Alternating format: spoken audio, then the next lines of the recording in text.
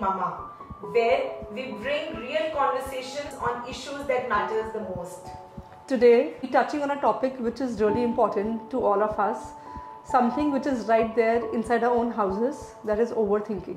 So to bust all our myths related to overthinking, we have a panel member with us, Dr. Harshmeet, who's a psychologist based out of Delhi. So over to you, doctor. So I think you guys have already introduced me so quickly, I go by Dr. Harshmeet and I'm a counseling psychologist based in New Delhi, and with an experience of about 13 years now since I started this profession during my PhD years. And to know more about me, please go and check my website www.counselingwithharshmeet.com, and counseling goes by LL. Thank you. So doctor, I have been overthinker all my life. मतलब मैं इतनी tired, drained हो जाती हूँ सोचते सोचते that I have to literally switch off the button of my brain. So what is this overthinking and how can we just take care of it? Great question. Overthinking का सिलसिला तो आजकल everybody wants to know कि ये चल क्या रहा है, दिमाग क्यों थक जाता है. Exactly. Simple dictionary meaning ही इसका ये है when you are thinking for too long, thinking too much. जैसे कि रेसिंग थॉट्स आना दिमाग में, किसी एक थॉट को रिपीटेडली सोचना. अगर मैं ऐसा करता तो क्या हो जाता, क्या वो मेरे बारे में क्या सोचेंगे. सिंपल डिसीजंस जो हैं वो मॉन्यूमेंटल डिसीजंस बन जाते हैं सोचते सोचते. ऐसा लगता है जैसे कि कंप्यूटर ब्राउजर में बहुत सारी टैब्स खुली हों. बिल्कुल. CPU स्लो हो रहा है. Same is happening with the brain here.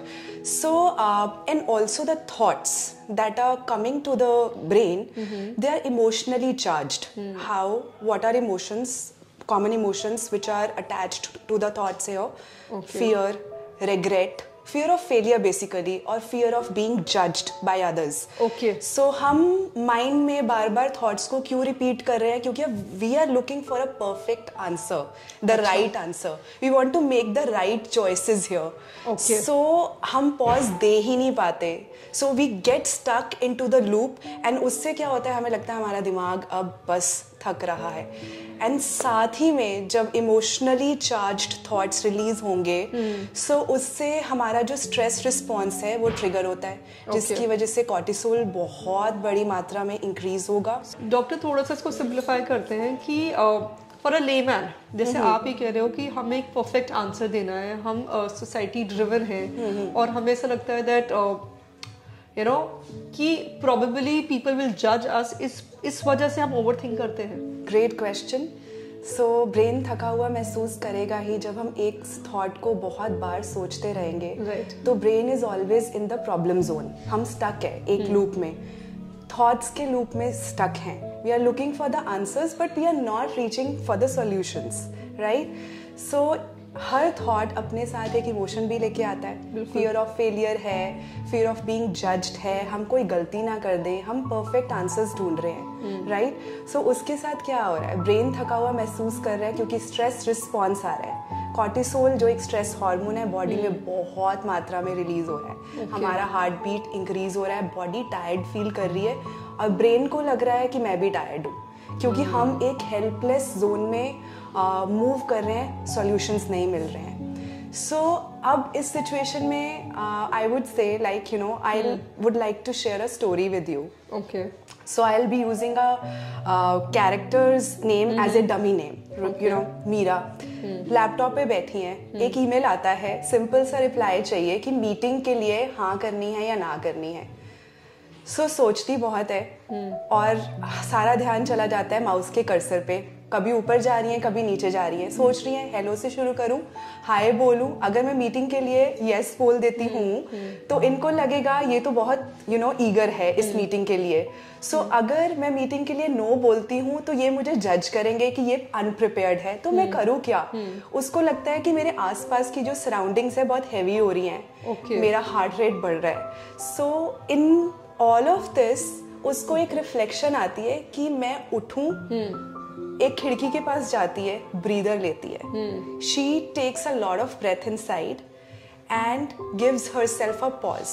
Okay. तो एक reflective thought आता है उसको. So doctor, right from what example you quoted, आपका मतलब ये है कि हम एक present situation में हम future repercussions सोच लेते हैं, इसलिए हम overthink करते हैं. Yes, because we are worried about what is uncertain. So वो उसको नहीं पता कि मेरे रिप्लाई के बाद मुझे क्या आंसर मिलेगा. कहने को तो ये सिंपल क्वेश्चन है, बिल्कुल, बट सिंपल डिसीजन भी उसके लिए मॉन्यूमेंटल है अभी, क्योंकि रेपिटेटिव थॉट लूप है. So जब वो पॉज देती है अपने आप को, तो एक रिफ्लेक्टिव क्वेश्चन आता है उसके माइंड में. क्या मुझे हर थॉट को रिजॉल्व करना जरूरी है? वापस अपनी सीट पे आती है, टेक्स्ट भेजती है, Tuesday works for me best, I am looking forward to it. And फिर सोचती है कि यार बस इतनी सी बात थी. Exactly. उसने अपने पैटर्न को ब्रेक किया इसमें. Exactly. पॉज दिया, अपने नर्वस सिस्टम को पहले उसने रिलैक्स किया, ब्रीदिंग की, एंड देन उसमें उसको रिफ्लेक्शन आई. क्योंकि जब हम इमोशनल होते हैं, इमोशंस के जोन में हैं, किसी भी प्रकार का इमोशन हो, गिल्ट बेस्ड हो, रिग्रेट बेस्ड हो, फेलियर बेस्ड हो, तो हम उसमें रैशनल डिसीजन मेकिंग नहीं कर पाते.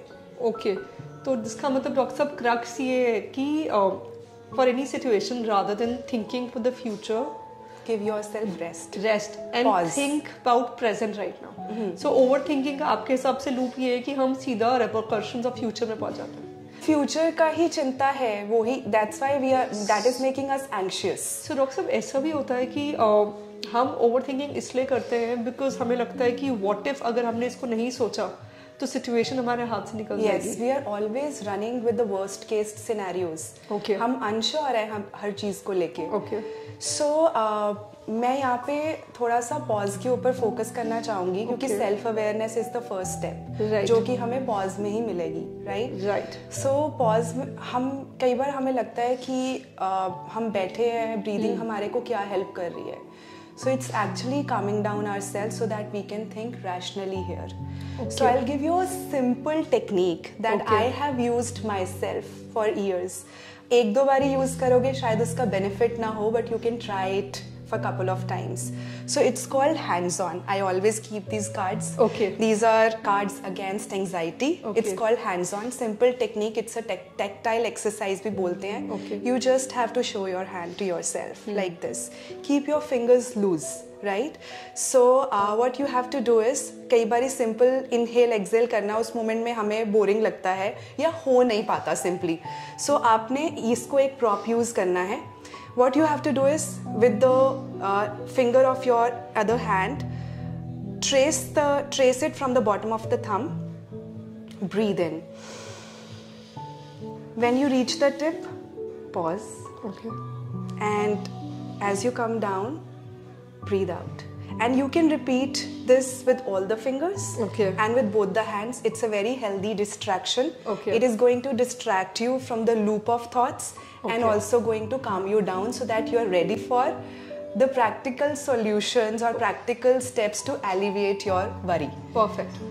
So, Dr. Harshmeet, we always know that हमारी personality के ऊपर हमारे childhood का, हमारी upbringing का बहुत ज़्यादा impact पड़ते हैं. You know, the way we are brought up in our families, the way the things we see.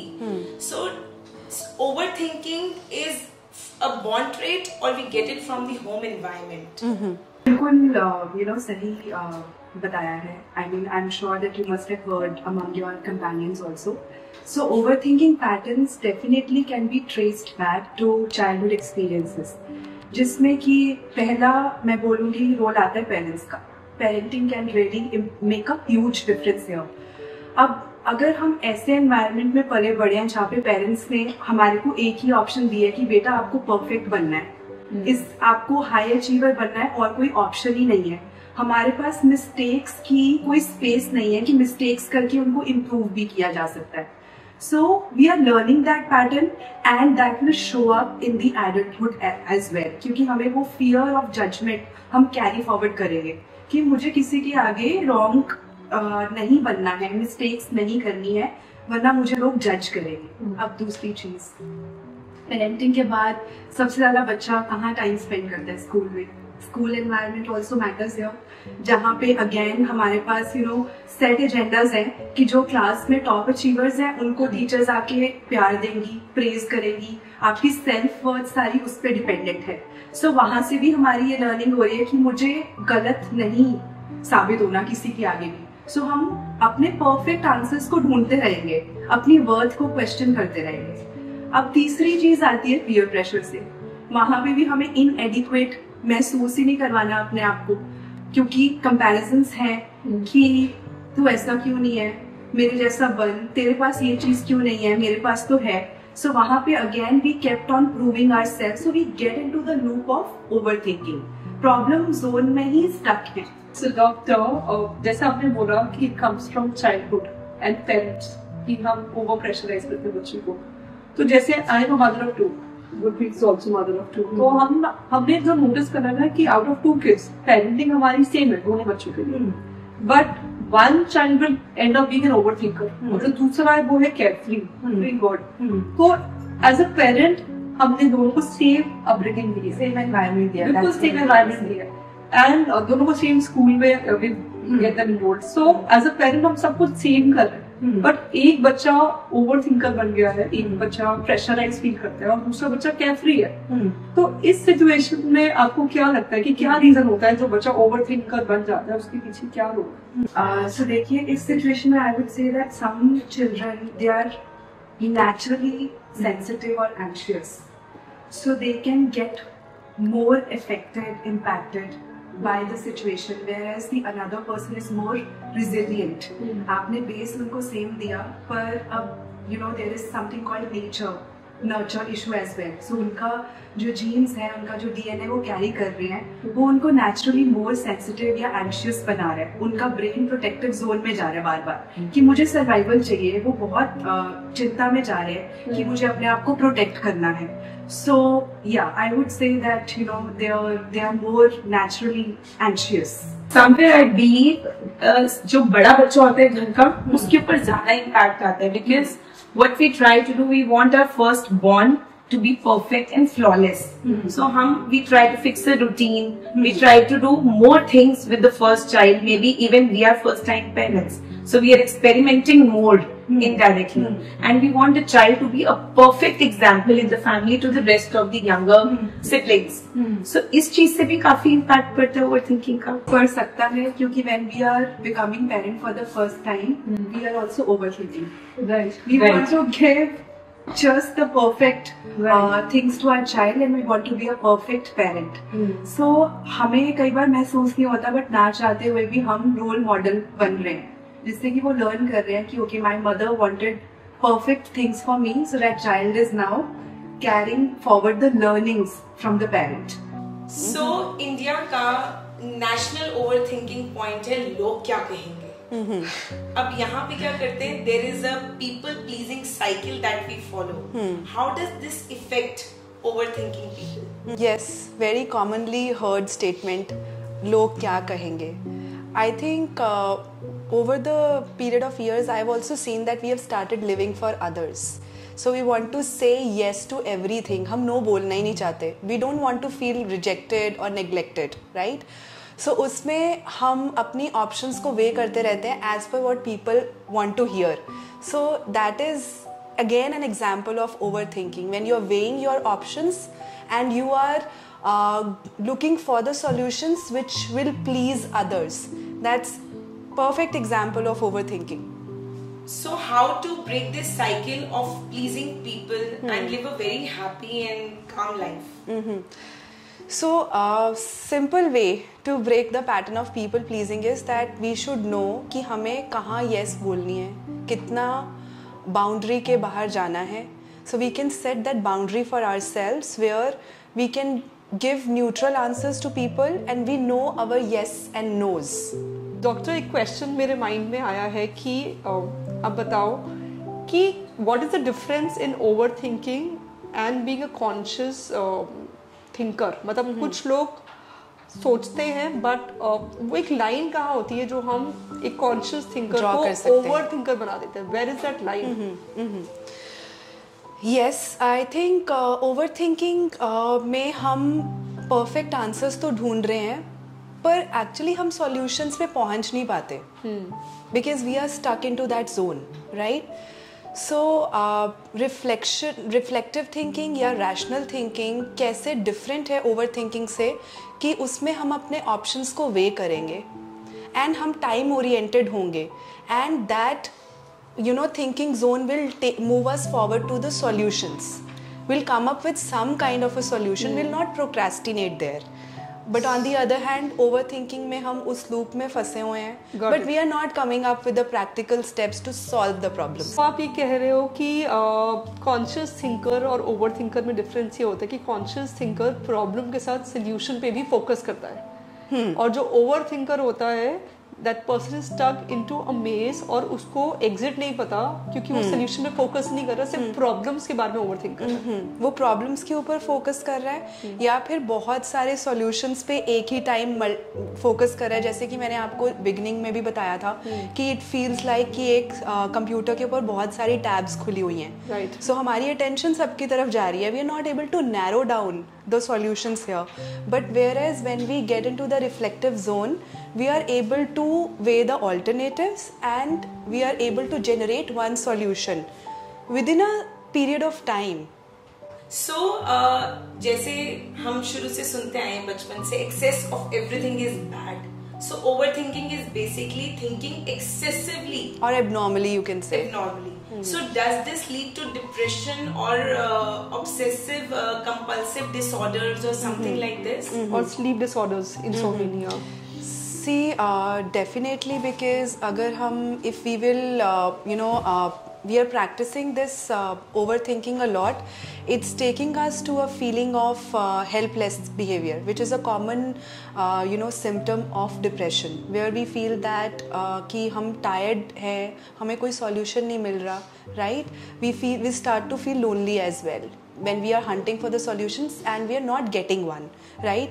And it is definitely linked with anxiety, and you mentioned it, whether it is taking us forward to compulsive behaviors or not. Yes, it is taking you to a compulsive action, that you are again getting, every time you are posed a question, you know that you have to overthink and you will not reach to the solution. So this becomes a compulsive act of, this becomes your compulsive coping mechanism here.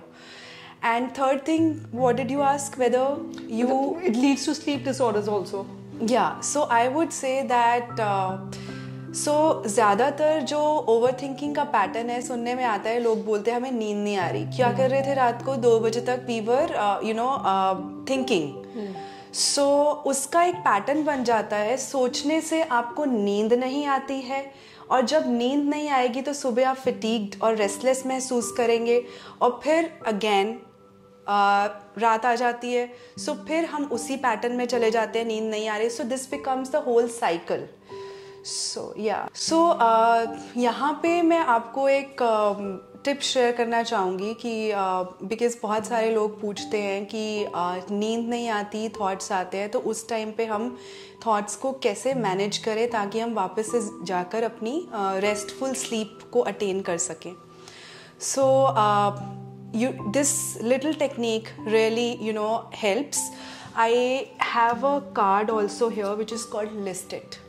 So हमने क्या करना है, bed side पे एक mood journal या एक journal रख लेना है. So whenever we think that we are having too many thoughts and the mind is getting tired, please move it onto a sheet of paper.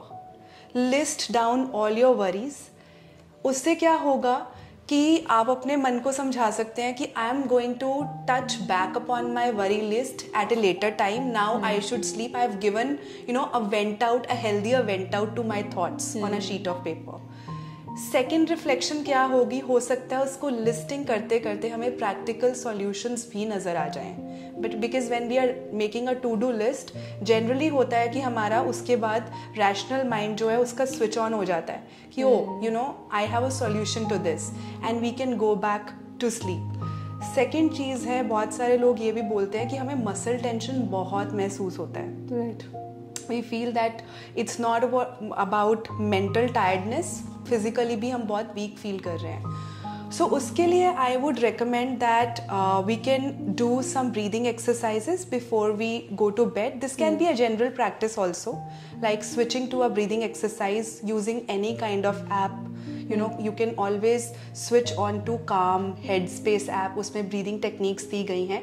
Simple breathing technique I can also share which can really help. It's called 4-7-8 breathing. Okay. So you have to inhale at the count of 4, right?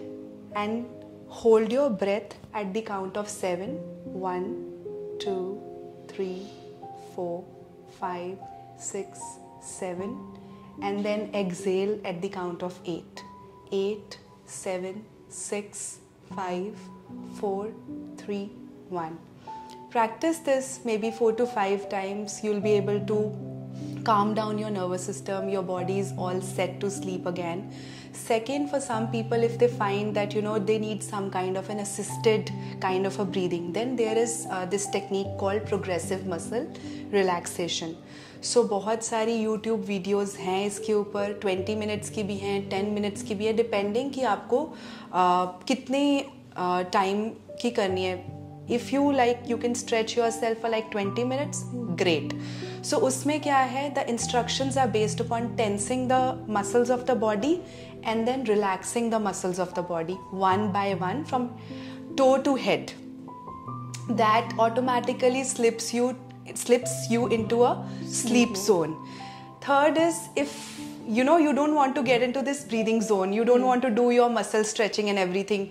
Third is simply listening to the sleep music. बहुत ही commonly available है. Those are like soothing instrumental music which is available online.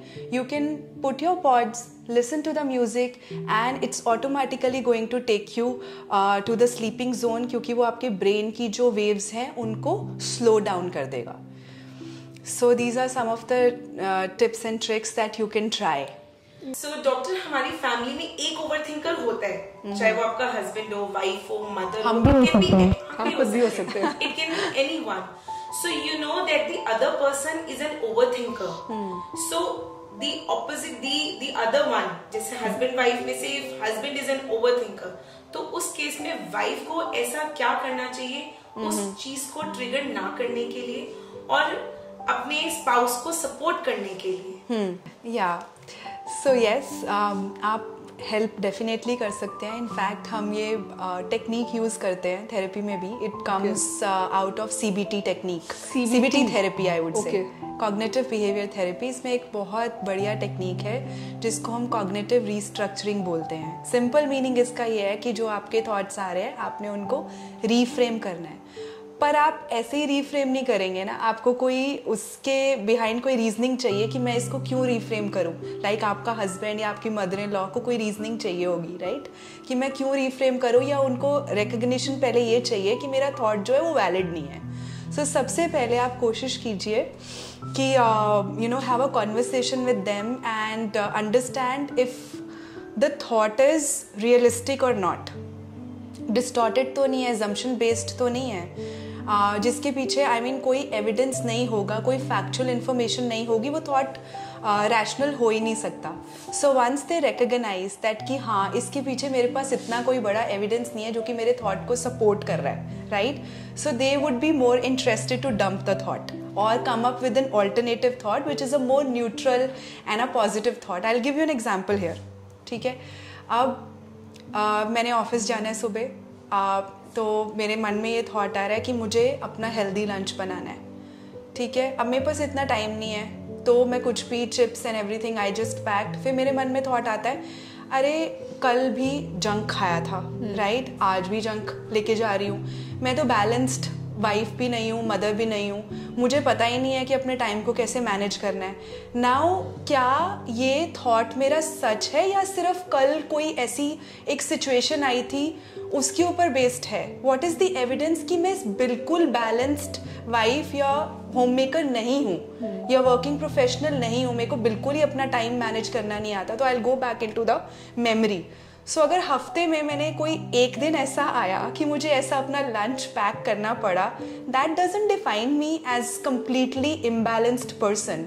So the evidence says no, right, Evidence tells me that I am a balanced person, but there is always 1 or 2 days where I can be imbalanced. So I would dump that thought, जिसने कि मेरे को emotional detour पे डाल दिया, and then I'll be able to generate a positive or a more neutral thought that ठीक है यार, हफ्ते में 2 दिन मैं imbalanced हूँ, but मैं पूरे तरीके से imbalanced नहीं हूँ.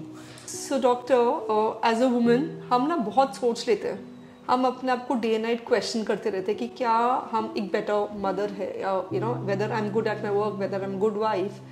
तो क्या ये जो सेल्फ क्रिटिसिज्म जो हम करते रहते हैं कॉन्स्टेंटली ऑन लूप, क्या ये इन्हांस करता है ओवर थिंकिंग को? So yes, self criticism is definitely enhancing the over thinking mode. How? So देखिए कि हमारे जो वर्ड्स हैं ना, वो या तो हमें लाइफ में आगे लेके जा सकते हैं या पीछे लेके जा सकते हैं, राइट? सो इसीलिए बोलते हैं कि अपने वर्ड्स को बहुत कॉन्शियसली चूज़ करना चाहिए, because words are very very powerful and they can directly impact your thoughts. And one thing that I would like to add here is that try to separate your being from the thoughts. You are not your thoughts. जैसे आपने बोला कि we are not our thoughts. तो इसका एक simplified version हमारे viewers के लिए क्या है? इसका सिंपल मीनिंग यही है कि हर थॉट को एंटरटेन करने की ज़रूरत नहीं है. आप उनको ऑब्जर्व कर सकते हैं, पर उनको सॉल्व करना, हर थॉट को सॉल्व करना आपकी ड्यूटी नहीं है. उनको गेस्ट्स की तरह लीजिए, वो आएंगे और चले जाएंगे. और हर गेस्ट को भी एंटरटेन जैसे हम नहीं करते हैं, वैसे ही हर थॉट को भी एंटरटेन करने की ज़रूरत नहीं है. So now we are starting with the fun part, the rapid fire round. Okay. So the first question. One good quality of overthinkers. Good quality.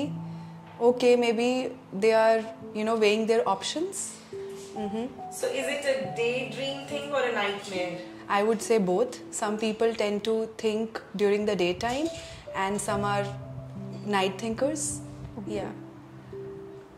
Any song which comes to your mind for overthinkers? I think the song that appears in my mind is to push away overthinking, and that is from 3 Idiots, All is Well. Wonderful. Wonderful. एक चीज जो overthinking immediately shut कर देती है. I think उस समय कुछ नहीं करना चाहिए. Give yourself rest and attend to it later on when you're a little relaxed. Okay, so ये जो ओवर थिंकिंग है, ये माइंड से बॉडी अफेक्ट करती है कि बॉडी से mind?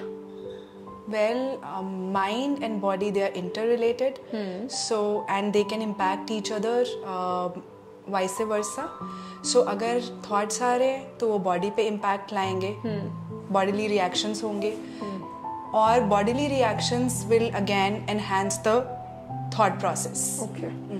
So thank you so much, doctor. We had a fabulous session, and please, there's a link out here. Please subscribe to our channel. Any doubts related to overthinking, please feel free to write to us. Thank you. So basically, overthinking does not solve tomorrow's problem. It steals your today's peace.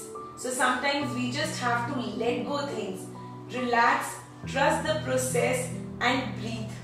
And that brings us to the end of today's episode. Thank you so much, Dr. Harshmeet, for sharing small techniques that we are definitely going to apply in our life.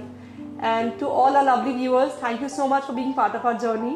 Stay kind, stay curious, and take care of your health and body. And less overthinking. Bye-bye.